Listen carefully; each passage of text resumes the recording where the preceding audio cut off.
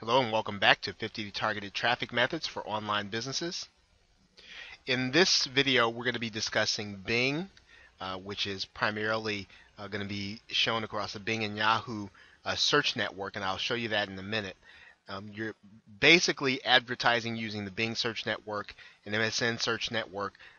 Your ads are going to appear across both Bing and Yahoo, and because they're one, and I'll show you that in a minute. The ads are going to pretty much appear to be the same. And you might ask, well, if this is not necessarily the largest search engine, why would I spend my time advertising on Bing if I want to get traffic to my site? Wouldn't it make sense for me to really master the Google search network? And to some degree, that's true. Bing does have 16% of the market, which is sizable, and Google does not have 100%.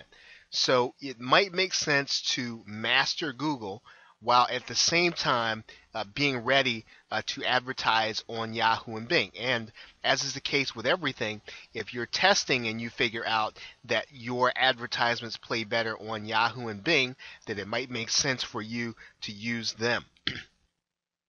Now, as a rule, the advertisements are generally cheaper than Google. However, that is not going to always be the case. You're going to need to test the ads to make sure. Okay, so let's take a look at the Yahoo and Bing search network.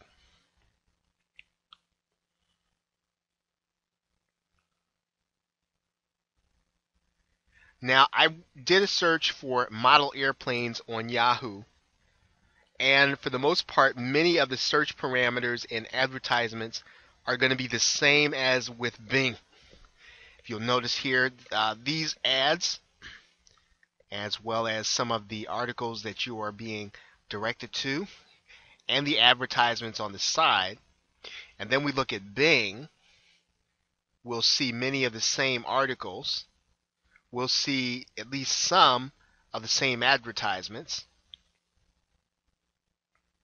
And the question is always going to be whether or not this is a cost-effective way to do this if you're going to do this with Google. But you are advertising in the same way as you do with Google AdWords. You're advertising for search, so you'll want to know basically what phrases people are using to search on both Bing and Yahoo, so that you can be found on those search terms that are going to be most relevant to your company. So with that, let's go back to our presentation, and I will see you in another video.